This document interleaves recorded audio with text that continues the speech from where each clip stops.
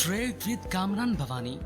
क्या आप stock exchange में इन्वेस्ट करके पैसा कमाना चाहते हैं तो हमारे ग्रुप को ज्वाइन करें।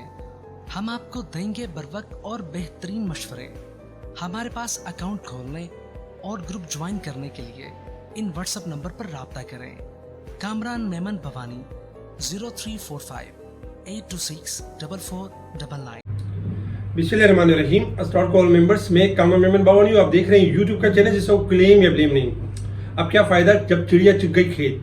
आपको याद होगा कि मुसलसल थर्सडे वाले दिन से हम मुसलसल बताते रहे कि मार्केट ओवरबोट हो चुकी है और जो बिग प्लेयर्स हैं वो प्रॉफिट टेकिंग की साइड पर आ चुके हैं।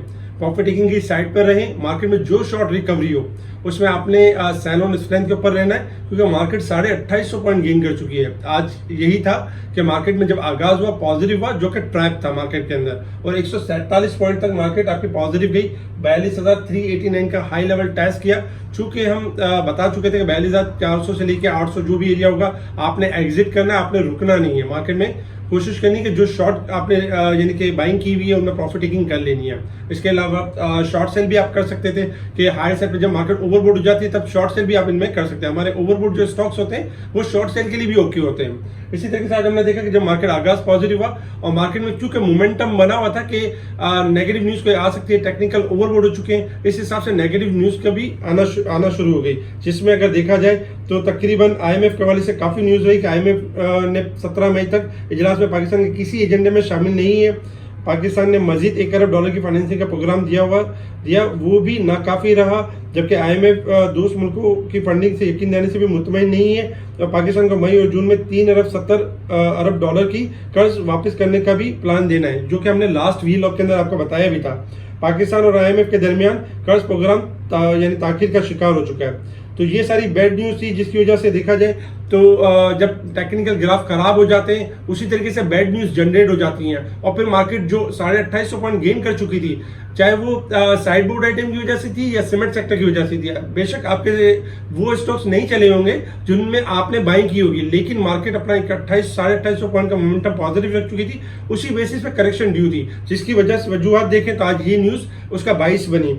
इसके साथ ही हमने देखा कि मार्केट में फिर डिक्लाइन शुरू हुआ और 474 पॉइंट माइनस तक गई मार्केट। तकरीबन 41,767 का लेवल टेस्ट किया, 41,829 के करीब, 412 के करीब, यानी मार्केट क्लोज रही नेगेटिव के साथ। 179 मिलियन के वॉल्यूम से, जो कल के वॉल्यूम से यानी कि फ्राइडे के वॉल्यूम से ज्यादा थे, और तकरीबन देखा जाए फ्राइडे वाले दिन 177 मिलियन वॉल्यूम्स रहे। Top volume leader, top gainers, top decliner आपके स्क्रीन के ऊपर है। ये टॉप वॉल्यूम लीडर रहे, ये टॉप गेनर्स रहे और ये टॉप डिक्लाइनर्स रहे। इसके अलावा अगर हम देखें तो इंटरनेशनल मार्केट में कोल प्राइस डिक्लाइन हो रही है, जो सीमेंट सेक्टर के लिए पॉजिटिव है। $121 के करीब यानी कोल प्राइस आ चुके हैं। इसके साथ ही अगर हम देखें तो यानी कि ओवरऑल मार्केट में आज जो मोमेंटम रहा सेक्टर वाइज, टेक्नोलॉजी सेक्टर्स आपका डिक्लाइन रहा 95 पॉइंट के साथ, ऑयल एंड गैस 78, सीमेंट में प्रॉफिट टेकिंग रही, जबकि कमर्शियल बैंक्स और पेपर एंड बोर्ड सेक्टर में प्रॉफिटिंग है। अगर साइड बोर्ड सेक्टर्स देखें तो टोबैको पॉजिटिव रहा, इंश्योरेंस, प्रॉपर्टी, इनमें हमने स्लाइटली इजाफा देखा। इसके अलावा अगर हम बात करें यानी इंटरनेशनल मार्केट की तरफ आपको बताया गया था कि क्रूड ऑयल आपका बाउंस बैक कर सकता है, रिकवरी की तरफ जा सकता है और 73 का लेवल मीट कर सकता है। क्रूड ऑयल आपका 73 हो चुका है और 74 से लेकर 75 के लिए तक मूव कर सकता है, लेकिन वहां पर प्रॉफिट टेकिंग आ सकती है। 75 का लेवल अगर सस्टेन करेगा तो मजीद तेजी है, अदरवाइज वहां प्रॉफिट टेकिंग आ सकती है। 70 जो होगा वो सपोर्ट लेवल का, ये ब्रेक होगा तो मंदी होगी। गोल्ड सिल्वर आपके थोड़ा हायर साइड पर है, लेकिन चूंकि गोल्ड में $5 का इजाफा हुआ है आज के दिन में, 2030 के पास चल रहा है, जबकि सिल्वर $25.86 के पास चल रहा है। गोल्ड सिल्वर आपका डिक्लाइन कर सकते हैं। गोल्ड अगर 2040 का लेवल मेंटेन करेगा तो तेजी है, अदरवाइज मंदी की तरफ है। 2020 से लेकर 2000 तक मंदी की तरफ है। सिल्वर भी अगर हम देखें तो $26.25 का अगर लेवल सस्टेन करेगा तो तेजी होगी, अदरवाइज 25-50 से लेके $25 तक मूव कर सकता है डाउन साइड की तरफ। डॉलर इंडेक्स में इजाफा हो सकता है। बाकी गोल्ड सिल्वर में सेल ऑन स्ट्रेंथ के ऊपर रहना चाहिए। पाकिस्तान में गोल्ड में इजाफा पाकिस्तान की मईशत की हालत की खराबी की वजह से गोल्ड में इजाफा हो रहा है, लेकिन देखा जाए कि मईशत जैसे बेहतर होती है तो पाकिस्तान में भी गोल्ड में गिरावट होगी। इसके अलावा अगर हम बात करें मार्केट के हवाले से, मार्केट ने परफॉर्म किस तरीके से करना है, रेजिस्टेंस लेवल और सपोर्ट लेवल आपके स्क्रीन के ऊपर है। 42,051 रेजिस्टेंस लेवल है, 41,601 हमारा सपोर्ट लेवल है। लास्ट फ्राइडे वाले दिन बताया गया था कि 250 पॉइंट मार्केट ओवरबोट की साइड पे क्लोज रही थी। अब मार्केट चूंकि डिक्लाइन कर चुके 129 पॉइंट ओवरसोल्ड है वीकली बेसिस पे।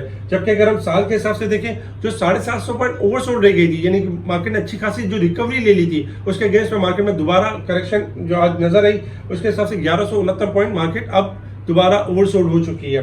टेक्निकल चार्ट के हिसाब से अगर हम बात करें कि मार्केट ने परफॉर्म किस तरीके से करना है, देखिए आज ये ना फर्स्ट डे था मार्केट का, अगर देखा जाए फर्स्ट डे था करेक्शन का 2850 पॉइंट की तेजी के बाद, और 2850 पॉइंट के बाद जो हमें स्टॉप लॉस मिल गया कि 42,400 का लेवल, जब तक ये लेवल ब्रेक एंड सस्टेन नहीं होगा तब तक मार्केट में फिलहाल कोई तेजी नहीं होगी। और मार्केट जो 2850 पॉइंट बढ़ चुकी है उसमें यही होगा कि मार्केट आपकी जो है यानी कि अब जो है मार्केट आपकी प्रॉफिट टेकिंग की तरफ जा सकती है, डिक्लाइन की तरफ जा सकती है। यानी कि आप ये समझ लें कि 42,400 हमारा रेजिस्टेंस लेवल है, जब तक ये ब्रेक नहीं होता फिलहाल तेजी ना करें मार्केट में। उससे पहले अगर मार्केट 42,000 तक आ जाती है, 42,200 पे आती है, तो उसमें आप प्रॉफिट टेकिंग करें, सेल ऑन स्ट्रेंथ के ऊपर रहें, अपना कैश होल्ड करके रखें, क्योंकि जब मार्केट 2850 पॉइंट बढ़ा सकती है तो 1,000-1,500 पॉइंट गिरा भी सकती है, ये भी मार्केट आपको एक डिक्लाइन दे सकती है। लेकिन इसमें आपने ये करना है कि आपकी प्लानिंग ये होनी चाहिए कि जब मार्केट हायर पे जाए तो आपने ये कहना है कि अब मैं क्या चीज बेच सकता हूं जो मुझे 2 दिन बाद, 4 दिन बाद, 5 दिन बाद भले नीचे मिलेगी, लेकिन मैं नीचे लूंगा, अभी फौरन से मैं बाइंग नहीं करूंगा। और जब मार्केट अगर डाउन हो तो ये नहीं कहना कि अब मैं क्या बाई करूं जो ऊपर जाएगी, क्योंकि मार्केट अपना ट्रेंड लेवल थोड़ा चेंज कर चुकी है। जब तक 42,400 का लेवल ब्रेक नहीं होता फिलहाल मार्केट में इंडेक्स में तेजी नहीं है। इंडेक्स में जो भी रिकवरी होगी उसमें प्रॉफिट टेकिंग होगी, सेल ऑन स्ट्रेंथ होगा। इस वक्त अगर हम शॉर्ट ग्राफ के हिसाब से अगर देखें तो शॉर्ट ग्राफ ओवरसोल्ड है, शॉर्ट रिकवरी आ सकती है। शॉर्ट रिकवरी में आपने प्रॉफिट टेकिंग करनी है या सेल ऑन स्ट्रेंथ करना है, आपने बाइंग नहीं करनी है। इस वक्त शॉर्ट रिकवरी के हिसाब से अगर हम देखें तो कल के दिन में अगर मार्केट आपकी 100 पॉइंट या 200 पॉइंट प्लस तक जाती है तो प्रॉफिट टेकिंग की साइड पे रहना चाहिए, बाइंग नहीं करनी चाहिए। इसके अलावा जब तक मार्केट शॉर्ट ग्राफ के हिसाब से 4250 का लेवल ब्रेक नहीं करेगी, मार्केट मजीद लेवल टेस्ट नहीं करेगी। अगर हम थोड़ा सा डे के चार्ट के ऊपर देखें तो आज डे के चार्ट के ऊपर मार्केट में एक अच्छी खासी एक सेलिंग यानी मार्केट के अंदर नजर आई है, और इसमें मार्केट शॉर्ट रिकवरी या शॉर्ट रिट्रेसमेंट की तरफ जा सकती है।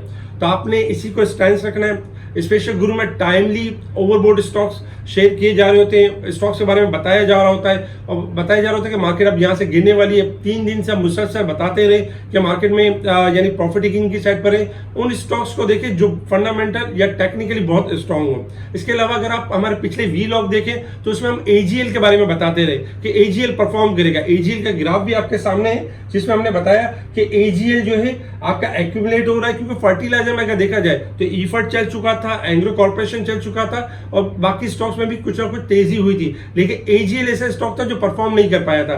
एजीएल ने आज ब्रेकआउट किया और आने वाले दिनों में ये सेकंड ईयर एंड जो थर्ड ईयर स्टॉक्स है ये आपका थोड़ा परफॉर्म कर सकता है। इसके अलावा कॉन्शियस अप्रोच रखें, अग्रेसिव होकर बाइंग ना करें, मार्केट को थोड़ा कूल डाउन रहने दें, क्योंकि अब देखा जाए तो नेगेटिव न्यूज का एक सिलसिला स्टार्ट हुआ है जिसमें इंटरेस्ट रेट की बात दोबारा की जा रही है। आईएमएफ की डिमांड है कि 4% इंटरेस्ट रेट बढ़ाया जाए, यानी 25% किया जाए। इसके अलावा देखा जाए तो और पेमेंट के हवाले से भी मामला थे, 3 अरब 70 करोड़ डॉलर। इसके साथ ही अगर हम देखें आईएमएफ का मामला जो ताखीर का शिकार है। ओवरऑल अगर देखा जाए तो नेगेटिव न्यूज का एक मोमेंटम बन रहा है। अब जो इन्वेस्टर्स हैं जिनके पास हाई प्राइस के स्टॉक्स पड़े हैं तो घबराने वाली बात नहीं है। आप ये कर सकते हैं कि अपने स्टॉक्स को छोड़ें और 2 दिन बाद, 3 दिन बाद एक स्टॉप लॉस रख के उसको रीबाई कर सकते हैं, अपनी कॉस्टिंग कम कर सकते हैं। इसके अलावा अगर कैश अगर आप रखते हैं तो जब मार्केट अपने आपको डिस्काउंट कर लेगी, मार्केट दोबारा मौका देगी अपसाइड का। मार्केट बहुत ज्यादा भी नीचे नहीं है, मार्केट में एक 2800 पॉइंट के बाद 30% 40% करेक्शन एक ड्यू होती है जो मार्केट अपने आपको करेक्ट करती है। स्पेशल ग्रुप से जुड़ने के लिए आप कांटेक्ट कर सकते हैं मोहम्मद दानिश को। मोहम्मद दानिश आपको स्पेशल ग्रुप में ऐड करेंगे। ठीक है जी, शुक्रिया। कामा मेमन बावानी, अल्लाह हाफिज।